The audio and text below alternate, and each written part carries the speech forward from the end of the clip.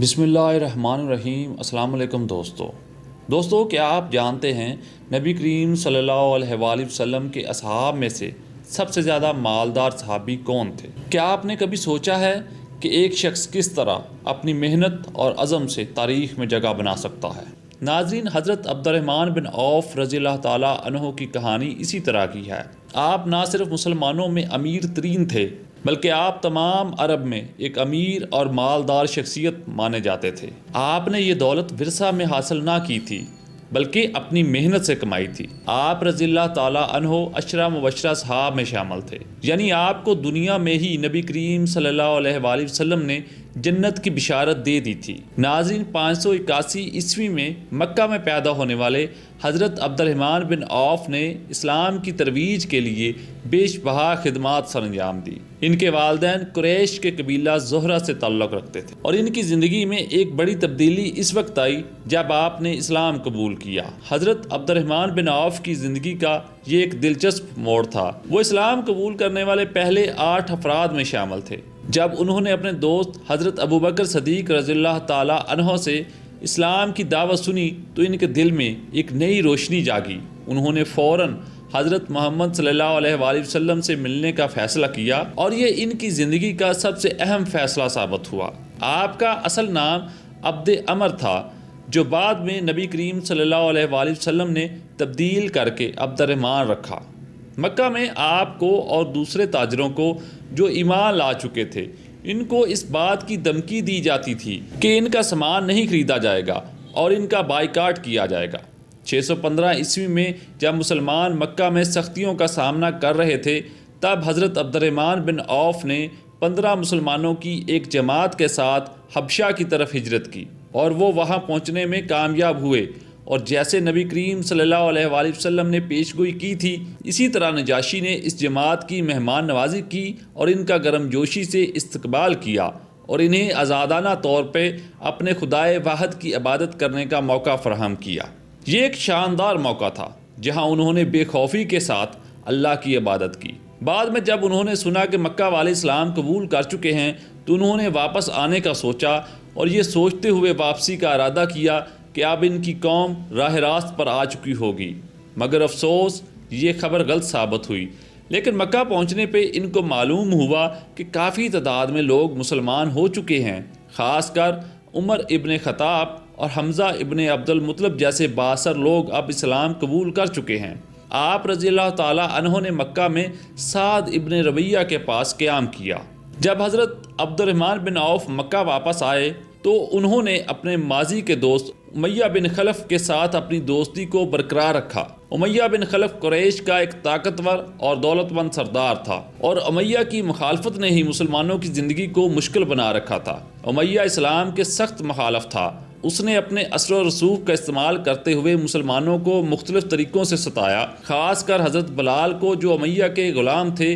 اس کو امیہ نے اسلام قبول کرنے پہ طرح طرح کی اذیتیں دی۔ حضرت عبد الرحمن بن عوف اور امیہ بن خلف کے درمیان ایک دلچسپ تعلق تھا۔ جب حضرت عبد الرحمن نے مدینہ کی طرف ہجرت کی تو انہوں نے اور امیہ نے ایک تحریری معاہدہ کیا۔ اس معاہدے کے مطابق عبد الرحمن نے مدینہ میں امیہ کی جائیداد اور خاندان کی حفاظت کرنے کا وعدہ کیا، جبکہ امیہ نے مکہ میں عبد الرحمن بن عوف کی حفاظت کا عہد کیا۔ یہ معاہدہ ان دونوں کی دوستی کا عکاس تھا، حالانکہ وہ مذہبی طور پر مخالف تھے۔ دوستو، جنگ بدر کے دن جب قریش کی فوج نے مسلمانوں کے خلاف کارروائی کی تو حضرت عبد الرحمن بن عوف کا امیہ بن خلف سے سامنا ہوا۔ اس موقع پر حضرت عبد الرحمن بن عوف نے اپنے دل میں یہ سوچا کہ وہ اپنے دوست کی جان بچائیں گے، لیکن جنگ کی شدت نے انہیں ایسا نہیں کرنے دیا۔ جب انصار نے امیہ کو دیکھا تو انہوں نے اس پر حملہ کیا، خاص کر حضرت بلال نے، جن پر امیہ ظلم و ستم کرتا تھا۔ حضرت عبد الرحمن بن عوف نے امیہ کو بچانے کی کوشش کی اور اس کی جان بچانے کے لیے انصار سے بات بھی کی، لیکن جنگ کی فطرت نے انہیں یہ اجازت نہ دی اور امیہ اس جنگ میں قتل ہو گیا۔ دوستو، یہ واقعہ اس بات کی نشاندہی کرتا ہے کہ کیسے محبت اور دوستی کے بندھن کبھی کبھی دشمنی اور اختلافات کے باوجود قائم رہ سکتے ہیں۔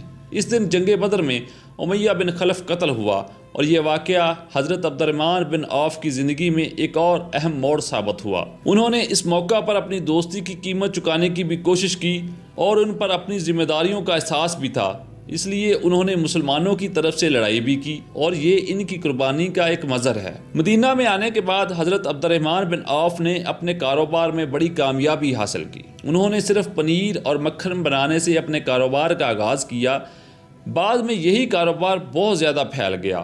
وہ کہتے تھے کہ انہوں نے کبھی بھی پتھر بھی تب تک نہیں اٹھایا جب تک اس کے نیچے سونا یا چاندی نہ ہو۔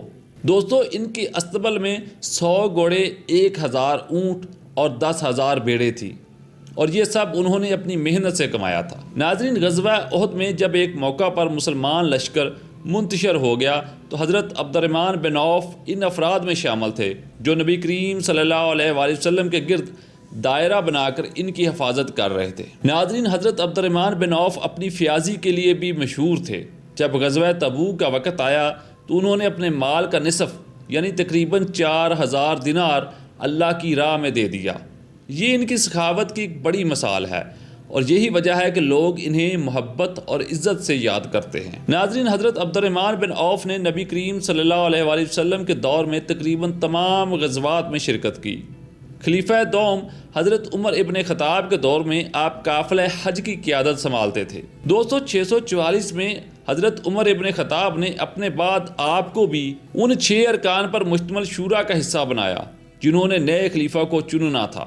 اس شورا میں سعد بن ابی وقاص، عبد الرحمن بن عوف، زبیر بن عوام، طلحہ ابن عبید اللہ، عثمان بن عفان اور علی ابن ابی طالب شامل تھے۔ اسی شورا نے تیسرے خلیفہ حضرت عثمان بن عفان کو نیا خلیفہ چنا تھا۔ حضرت عبد الرحمن بن عوف رضی اللہ تعالیٰ عنہ کی جب وفات ہوئی تو انہوں نے ایسی وراثت چھوڑی کہ صرف ان کی جائیداد کے 1/4 حصے کی مالیت 84,000 دینار تھی۔ یہ ان کی محنت، عزم اور صحیح راستے پر چلنے کی مثال ہے۔ انہوں نے اپنی زندگی میں ہمیں یہ سکھایا کہ مال کا صحیح استعمال کس طرح کیا جا سکتا ہے۔ حضرت عبد الرحمن بن عوف رضی اللہ تعالیٰ عنہ کی زندگی ایک دلچسپ داستان ہے جو ہمیں یہ سبق دیتی ہے کہ ایمان، محنت اور سخاوت کے ذریعے ہم زندگی میں کچھ بھی حاصل کر سکتے ہیں۔ وہ نہ صرف ایک کامیاب تاجر تھے بلکہ ایک مخلص صحابی بھی تھے جن کی زندگی آج بھی ہمارے لیے ایک رہنمائی کا چراغ ہے۔ دوستو، یہ تھی ہماری آج کی ویڈیو۔ ملتے ہیں اگلی ویڈیو میں ایک نئے موضوع کے ساتھ، تب تک کے لیے اللہ نگہبان۔